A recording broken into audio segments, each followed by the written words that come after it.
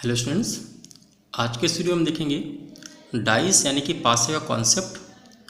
और ये हमारा जो वीडियो है ये कॉन्सेप्ट जो ये आपके एग्ज़ाम के लिए बहुत इंपॉर्टेंट है, चाहे वो आप बीएड का एग्ज़ाम आप दे रहे हो या फिर आप एसएससी का एग्ज़ाम दें, क्योंकि ये रीजनिंग का एक पार्ट है। और रीजनिंग में इन एग्ज़ाम में डाइस का बहुत क्वेश्चन आते हैं, कम से कम 1 से 2 क्वेश्चन आपको कन्फर्म मिलेंगे। और ये सारा चीज़ें मैं आपको इस सिंगल वीडियो में समझाऊंगा, ताकि इस वीडियो को कंप्लीट देखने के बाद आपका पूरा कॉन्सेप्ट क्लियर हो जाएगा और आप हर टाइप के क्वेश्चन आराम से कर लेंगे। चलिए स्टार्ट करते हैं आज का वीडियो। तो सबसे पहले हम देखेंगे कि जो डाइस यानी कि पासा होता है उस पर बेस्ड कितने टाइप के क्वेश्चन आते हैं, या हमारा डाइस कितने टाइप का होता है। तो देखिए, डाइस का बेसिकली 3 टाइप के माने जाते हैं डाइस यानी कि पासा। पहला वाला होता है जिसको बोलते हैं मानक पासा यानी कि स्टैंडर्ड डाइस। सेकंड हम यहाँ पे देखते हैं कि जो दूसरा टाइप होता है उसको बोलते हैं सामान्य पासा यानी कि जनरल डाइस। और थर्ड हमारा होता है खुला हुआ पासा यानी कि ओपन डाइस। तो हम तीनों के बारे में एक एक करके बहुत अच्छे से पढ़ेंगे ताकि आपको सारी चीज़ें एकदम क्लियर हो जाएं। तो सबसे पहले हम बात करते हैं मानक पासा यानी कि स्टैंडर्ड डाइस की। देखिए, यहाँ पे हम सबसे पहले बात करेंगे कि मानक पासा का जो डेफिनीसन होता है या कैसे हम पहचानेंगे वो देखिए। इसमें आपको मानक पासे को समझने से पहले आप इसके बारे में समझ लीजिए कि हमारा जो डाइस होता है उसमें देखिए क्या क्या चीज़ आपको पता होनी चाहिए। सबसे पहले ये डाइस का मैंने एक सैंपल बना दिया है। अगर हम बात करेंगे कोने की, देखिए कोने कितने होते हैं 1 2 3 4 5 6 7 और एक पीछे वाला 8, यानी कि इसमें हमारे 8 कोने होते हैं। सबसे पहले आपको ध्यान ये देनी है। उसके बाद इसमें फेस यानी कि सतह कितनी होती है। देखिए, एक सतह ये आगे वाली सतह है, एक ये सतह 2, एक 3 और 3 पीछे छुपी हुई है, यानी कि 6 इसमें सतह होती हैं। और किनारे की बात करें, किनारे का मतलब होता है जो लाइन खींची हुई है इनको किनारा बोलते हैं। 1 2 3 4 5 6 7 8 9 पीछे के 3, ठीक है, यानी 12 इसमें किनारे होते हैं। तो ये चीज़ आप एकदम बेसिक चीज़ समझा रहा हूँ मैं आपको कि 8 कोने होते हैं किसी भी पासे में, 6 सतह होती हैं और 12 किनारे ये होते हैं। अब देखिए, मानक पासा होता क्या है। अब आपके सामने ध्यान ये देना कि किसी भी पासे के 2 विपरीत जो सतह होती हैं, जैसे कि मान लो कि इसके जो पीछे होगी और इसकी इस तरफ पीछे होगी, तो एक के विपरीत सतहों का योग क्या होता है, 7 के बराबर होता है। अगर 7 के बराबर है विपरीत वालों का तो उसको हम क्या बोलेंगे, उसको हम बोलेंगे मानक पासा यानी कि स्टैंडर्ड पासा। और इसके अलावा यहाँ पे जो मैंने आपको शो किया हुआ है इसमें तो विपरीत तो दिखाया नहीं, ये कंटिन्यू आपको दिखाई दे रही है। तो इसके लिए पहचान ये है कि अगर किसी पासे के किसी 2 निकटवर्ती सतह का योग 7 के बराबर ना हो तो वह मानक पासा माना जाता है। मतलब ये कि अगर आपको जो 3 लगातार सतहें दिखाई दे रही हैं इनमें कुछ भी अंकित है, मान लो मैंने यहाँ लिख दिया 1 3 और 5 ऐसे लिख दिया, तो अगर ये मैंने यहाँ पे अंकित किया हुआ है तो इसका मतलब ये है कि इनमें से कोई भी 2 सतह को हम ऐड करेंगे, जैसे 5 + 1 6, 3 + 1 4 या 5 + 3 8, तो किसी भी 2 सतह को हम जोड़ने पे हमें क्या हो रहा है कि कोई भी 7 हमको नहीं मिल रहा है। तो अगर 7 नहीं मिल रहा है तो कन्फर्म ये कौन सा पासा होगा, ये हमारा मानक पासा माना जाएगा। तो देखिए, मानक पासा की ये आप पहचान अच्छे से देख लीजिए कि अपोजिट का जो योगफल होगा, एडिशन होगा, वो 7 होगा, लेकिन जो लगातार सतह आपको दी गई हैं इनमें किसी 2 सतह को ऐड करने पे 7 नहीं आना चाहिए। तो ये हम मानक पासे को पहचान लेंगे। अब देखिए क्वेश्चन कैसे आता है। क्वेश्चन ये आता है, अगर कभी भी स्टैंडर्ड पासे पे आएगा कि 1 हो या 3 हो या 5 हो, क्योंकि ये आपको दिखाई दे रहा है इनके अपोजिट यानी विपरीत में पूछेगा कि विपरीत में क्या होगा। तो विपरीत में अगर आपको निकालना है तो देखिए, विपरीत में आपको मैंने बताया, तो जो आपको विपरीत निकालना है कि 1 के विपरीत क्या है, 3 के विपरीत क्या है, 5 के विपरीत में क्या है अपोजिट में, तो आपको मालूम है कि क्योंकि ये स्टैंडर्ड पास है तो अपोजिट का एडिशन क्या होगा, 7 होगा। तो अपोजिट का एडिशन यानी 7 आना चाहिए, यानी कि यहाँ पे भी हमको 7 मिलना चाहिए, यहाँ पे भी 7 मिलना चाहिए और यहाँ पे भी 7 मिलना चाहिए। इसका मतलब ये होगा कि 1 में क्या ऐड करें कि 7 मिलेगा, यानी 6। देखिए 6 होगा, और 3 में हम क्या ऐड करें कि 7 आए तो 4 ऐड करना होगा, और 5 में हम क्या ऐड करें कि 7 आए तो 2 ऐड करना होगा। इसका मतलब ये होगा कि 1 का अपोजिट क्या होगा, देखिए 6 मिलेगा, 3 का अपोजिट क्या होगा 4 मिलेगा, और 5 का अपोजिट क्या होगा 2 मिलेगा। तो ये बहुत इजी क्वेश्चन होते हैं। अगर स्टैंडर्ड पासेस आए केवल आपको देख करके पहचानना होता है कि स्टैंडर्ड है या नहीं है। अगर है तो आप उनमें से जो आपको दिखाई दे रहा है उसमें प्लस आप ऐड करके 7 के इक्वल आना चाहिए, तो आप इससे बहुत ईजिली उसकी अपोजिट के बारे में निकाल सकते हैं। तो ये हो गया मानक पासा। अब आइए आगे बढ़ते हैं। आइए अब देखते हैं यहाँ पे हमारा जो सेकंड टाइप का पासा होता है यानी कि सामान्य पासा, जनरलाइज। इसकी क्या पहचान होती है। तो देखिए इसके पहले हम लोग स्टैंडर्ड यहाँ पे सीख चुके हैं। अब देखिए इसका काफ़ी तक अपोजिट है।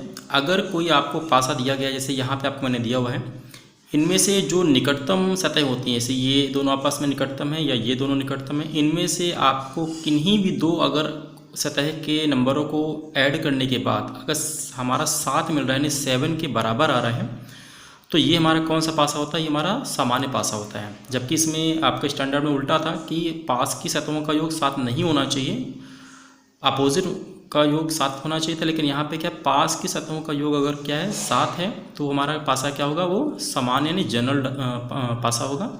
या फिर कई बार आपको किसी भी अगर पासे में यहाँ पे नंबर्स लिखे हुए हैं या कोई चिन्ह बना हुआ है, तो ऐसे में भी हम क्या मानते हैं, वो हमारा कौन सा पासा है, वो हमारा जनरल पासा है। तो उम्मीद करता हूँ कि ये आप पासे को देख करके पहचान लेंगे। जैसे यहाँ पे देखिए, अगर हम इस पासे में बात करेंगे तो देखिए 5 और 1 को जोड़ने पे 6 मिल रहा है, लेकिन 6 + 1 यानी देखिए 6 और +1, इसको हमारा अगर हम ऐड करें कितना आ रहा है, 7 आ रहा है। तो इसका मतलब ये हुआ कि ये हमारा पासा कौन सा दिया है, ये हमारा जनरल पासा है। और ये हमारा पासा कौन सा है, देखिए ये भी हमारा जनरल पासा है। तो इस तरीके से इसको हम पहचान लेंगे। अब इसके क्वेश्चन की प्रैक्टिस करते हैं, क्वेश्चन कैसे आ सकते हैं। तो इसमें कुछ केस बनते हैं, केस के हिसाब से हम इसकी प्रैक्टिस करेंगे पासे की। तो देखिए हमारा जो फर्स्ट केस होता है जनरल पासे में, इनमें क्या होता है, आपको दो तरह के यानी कि पासे के डायग्राम बने होंगे। और इन दोनों में से पहला केस ये होता है कि इनमें से दोनों में कोई एक नंबर कॉमन होगा, यानी कि इसको आप देखेंगे तीनों फेस को, इसको देखेंगे तीनों फेस को, तो इनमें से कोई एक नंबर कॉमन होगा। तब आपसे पूछा जाएगा कि इनमें से किसी का नंबर देखें कि 4 के अपोजिट क्या होगा, 5 के अपोजिट क्या होगा, 6 के अपोजिट क्या होगा। तो देखिए ऐसे में हम क्या करेंगे, देखिए दोनों में आपको जो कॉमन दिख रहा है वहाँ पर डॉट यहाँ कर दीजिए। मान लेते हैं इन दोनों में देखिए कॉमन ये है। अब इससे हमें क्लॉकवाइज चलना है। क्लॉकवाइज ये होता है, देखिए घड़ी की दिशा में ये हमारा क्लॉकवाइज है। तो अगर हम यहाँ से चलना स्टार्ट करेंगे क्लॉकवाइज, ठीक है, देखिए पहला हमको नंबर क्या मिल रहा है, 6 यहाँ लिखेंगे। फिर हमें क्या मिला, यानी 4, 6 से हमने चलना स्टार्ट किया, हमें क्या मिला 4। अब आगे बढ़ेंगे हमको क्या मिलेगा 5, यानी कि 5 मिला। तो इस तरीके से हमने क्लॉकवाइज चलने पे हमको ये दिखाई दे रहा है। अब यहाँ से हम चलेंगे, देखिए 6 से हमने चलना स्टार्ट किया, तो पहले क्या मिलेगा 1, यानी कि 6 से स्टार्ट हमने किया है, पहला हमको 1 मिल रहा है। अब 1 के आगे अगर हम बढ़ेंगे तो हमको क्या मिलेगा 3 मिलेगा। तो यहाँ पे 3 मिल रहा है, बस यही आपको करना है। अब देखिए कंपेयर कर लीजिए, 6 वाला तो कॉमन दिख रहा है, यानी कि 4 के अपोजिट क्या मिल रहा है हमको 1। तो देखिए 4 के अपोजिट हमको 1 मिल गया। जबकि अगर हम नेक्स्ट देखेंगे कि 5 है, 5 के अपोजिट हमें क्या मिलेगा, तो देखिए 5 के अपोजिट क्या होगा हमारा 3 होगा।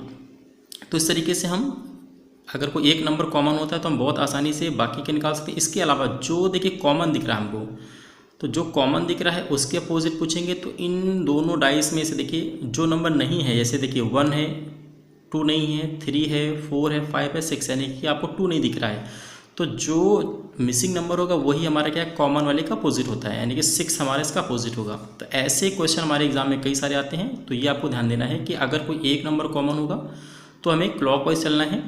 क्लॉकवाइज चलने के बाद उसके अपोजिट वाला हमको आसानी से मालूम चल जाएगा, और जो नंबर सेम होगा उसका अपोजिट कौन होगा, जो नंबर दोनों में मिसिंग होगा वो हमारा अपोजिट नंबर होगा। ये हमारा है केस नंबर फर्स्ट। अब देखिए यहाँ पे अगर हम केस नंबर सेकंड की बात करेंगे, जिनमें हमको क्या होगा, दोनों डाइस को हम ध्यान से देखेंगे तो कोई दो नंबर हमारे कॉमन होंगे। जैसे यहाँ पे देखिए, यहाँ पे 1 3 यहाँ पे भी आया हुआ है और 1 3 यहाँ पे भी आया हुआ है। मतलब ये आप देखेंगे कि ये देखिए 1 3 यहाँ पे भी बना हुआ है और ये 1 3 यहाँ पे बना हुआ है। तो अगर ऐसे हमारे पास कंडीशन आती है तो आपको क्या करना है कि इनमें से जो कॉमन है उनको छोड़ दीजिए, तो जो हमको बचेगा, यानी कि यहाँ पे 2 बच रहा है, यहाँ पे 5 बच रहा है, तो यही इस आपस के अपोजिट होते हैं। यानी कि 2 का अपोजिट क्या होगा, 5 इसका अपोजिट हो जाएगा।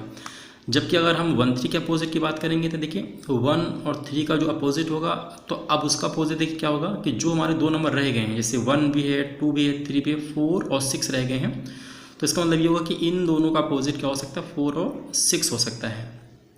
ठीक है, तो यहाँ पे हमारे केस नंबर 2 हमें इस तरीके से ध्यान देना है। तो उम्मीद करता हूँ फर्स्ट केस भी आपको क्लियर हुआ होगा और सेकंड केस भी आपको क्लियर हुआ होगा। तो इस टाइप के क्वेश्चन एग्जाम में ज़्यादा पूछे जाते हैं, तो आपको इसकी प्रैक्टिस करिएगा। मैं आपको वीडियो बनाऊंगा, प्रैक्टिस सेट लेकर के आऊँगा। यहाँ पे कल मैं आपको कॉन्सेप्ट सिखा रहा हूँ, ताकि आपको जब भी डाइस से क्वेश्चन आए तो आपको आसानी से वो हैंडल कर सकें, अच्छे से कर सकें। तो इसका हम देखते हैं थर्ड वाला, जो भी हमारा है ओपन डाइस। अब देखिए यहाँ पे हम बात करेंगे थर्ड वाले की, यानी कि खुला हुआ पासा यानी ओपन डाइस। अब देखिए ओपन डाइस हमें मिलेगा कैसे, देखिए अगर इस प्रकार का जो पासा होता है इसको खोलने पर हमको निम्न 4 स्थितियाँ प्राप्त होती हैं, जो कि आपके सामने मैंने बना के रखी हुई हैं।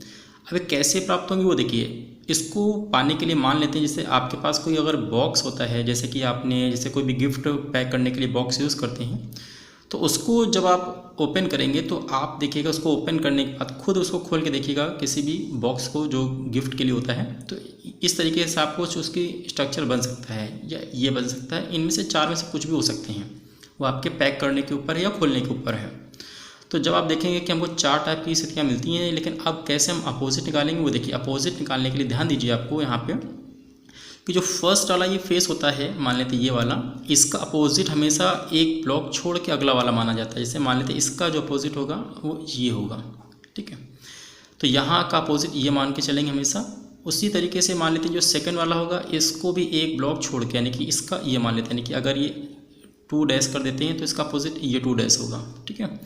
और इसका अपोजिट क्या होगा, नीचे वाला होगा एक ब्लॉक छोड़ के, यानी अगर यहाँ पे 3 करते हैं तो यहाँ पे भी 3 में मिलेगा। तो इस तरीके से ऐसे अगर कहीं आपको खुला हुआ पासा ओपन मिलता है तो आप देख करके इसके अपोजिट आप निकाल सकते हैं। जैसे कि यहाँ पे मैं आपको दिखा देता हूँ, जैसे हमारा ये दिया है तो इसका अपोजिट क्या होगा, 1 ब्लॉक छोड़ के ये इसका अपोजिट होगा। सेकेंड वाले का अपोजिट क्या होगा, सेकेंड वाले का ये अपोजिट होगा। और थर्ड वाले का अपोजिट क्या है, थर्ड वाले का अपोजिट ये मिलेगा आपको। उसी तरीके से यहाँ मान लेते हैं इसे, आपको फर्स्ट वाले का है ये, इसका अपोजिट ये मिल जाएगा। सेकंड है मान लेते हैं करिए तो इसका अपोजिट ये मिलेगा आपको, और थर्ड का अपोजिट ये आपको फाइंड होगा। और लास्ट वाला भी देख लेते हैं, इसका अपोजिट ये मिल सकता है, इसका अपोजिट ये हो जाएगा और इसका अपोजिट ये मिल जाएगा। तो इस तरीके से 4 कंडीशंस हमको मिल सकती हैं। ये आपको जब भी क्वेश्चन आता है तो ऑलरेडी आपको ओपन करके देता है, आपको खाली ये पहचानना है कि किस में किसका अपोजिट क्या है। तो उसको मैं आपके क्वेश्चन की प्रैक्टिस करके दिखाता हूँ ताकि आपको चीज़ें और अच्छे से क्लियर हो सकें। अब देखिए यहाँ पे अगर मैं आपको एक क्वेश्चन करके दिखाता हूँ कि जैसे ये एक ओपन डाइस है, इसमें आपको जो ओपन डाइस दिया हुआ है इसमें अगर आपसे पूछ लेता है कि कौन किसका अपोजिट है, तो यहाँ पर आप देखिए बहुत आसानी से मालूम कर सकते हैं। जैसे यहाँ से हम स्टार्ट करेंगे अगर, तो देखिए 4 हमारा जो दिया हुआ है इसका एक ब्लॉक छोड़ दीजिए, यानी कि इसको छोड़ के थर्ड ये हमारा हो जाएगा, थर्ड इसका एक तरीके से अपोजिट हो जाएगा। उसी तरीके से हम 2 की बात करेंगे तो 2 का अपोजिट क्या हो जाएगा आपका, वो 6 हो जाएगा। देखिए 2 का अपोजिट 6, एक ब्लॉक छोड़ के हम देख रहे हैं। अब उसी तरीके से अगर हम 1 का अपोजिट देखेंगे तो 5, यानी 1 का अपोजिट क्या आपको नज़र आएगा, 5। तो इस तरीके से आप बता सकते हैं कि हाँ कौन किसके अपोजिट है, यानी कि आपको जो कंटिन्यू है इनमें आपको पहले देखना है कि 4 का अपोजिट 3, 2 का अपोजिट 6 और 1 का अपोजिट 5। तो ये हमारा ओपन डाइस का एक तरीके से अपोजिट निकालने की पहचान होती है। इसी तरीके से हम और क्वेश्चन की भी प्रैक्टिस करेंगे यहाँ पे। अब देखिए यहाँ पे क्वेश्चन दिया हुआ है जो कि एग्ज़ाम के लिए भी इम्पोर्टेंट है। जैसे ये एक आपके सामने ओपन डाइस गिवन है और इस ओपन डाइस में आपको दे करके पूछा जा रहा है कि ये ओपन डाइस किस ऑप्शंस के एक तरीके से कह सकते हैं समतुल्य है, किसके इक्विवेलेंट है। तो आप देखो यहाँ पे कैसे फाइंड करना वो देखिए। इस ओपन डाइस में मैंने आपको अपोजिट निकालना सिखाया हुआ है कि आपको सबसे पहले ये बड़े वाले देखेंगे हम। जैसे 4 का अपोजिट क्या होगा आपको पता है, 4 का अपोजिट क्या आपका आएगा, एक छोड़ के देखेंगे तो 6 अपोजिट है। 1 का अपोजिट क्या है आपको देखिए, 1 का अपोजिट है 3 है। और 2 का अपोजिट कितना है बताइए, 2 का अपोजिट है 5। ये हमने देख लिया अपोजिट है, मतलब अपोजिट आपको मैंने शो करके दिखा दिए। और अपोजिट का मतलब होता है कि एक दूसरे के जस्ट उल्टा। अब देखिए यहाँ पे क्वेश्चन देखिए, अगर 4 और 6 एक दूसरे का अपोजिट हैं तो कन्फर्म है कि एक दिखेगा तो दूसरा नहीं दिखेगा। जैसे देखिए जहाँ पे 4 आ रहा है देखिए वहाँ पे कहीं 6 आपको नज़र नहीं आएगा। इसे यहाँ देखिए इस वाली डाइस हमने देखा कि 4 के अपोजिट 6 होना चाहिए, लेकिन ये जस्ट के ऊपर आ रहा है, यानी कि ये आपके बगल में सतह में आ रहा है, यानी कि ये ऑप्शन गलत है क्योंकि ये अपोजिट में आना चाहिए। उसी तरीके से अगर हम 1 और 3 की बात करेंगे तो 1 और 3 भी अपोजिट है, यानी कि 1 और 3 अपोजिट होना चाहिए, जबकि ये इसके बगल में आ रहा है। इसका मतलब ये भी हमारा ऑप्शन क्या होगा, गलत होगा। उसी तरीके से हम देखेंगे 2 का अपोजिट क्या है, 5 है। तो अगर 2 का अपोजिट 5 है तो ये 2 के इसके बगल में भी नहीं आना चाहिए, यानी कि भी क्या है, रॉन्ग होगा। तो हमारा जो भी ऑप्शन होगा वो कौन सा होगा, वो होगा ऑप्शन नंबर डी, कि इसमें आपके देखिए 1, 4 और 5 ये आपके लगातार आएंगे क्योंकि एक दूसरे के कोई भी अपोजिट नहीं पढ़ रहे हैं। तो इस तरीके से आपके एग्जाम में क्वेश्चन आ सकते हैं।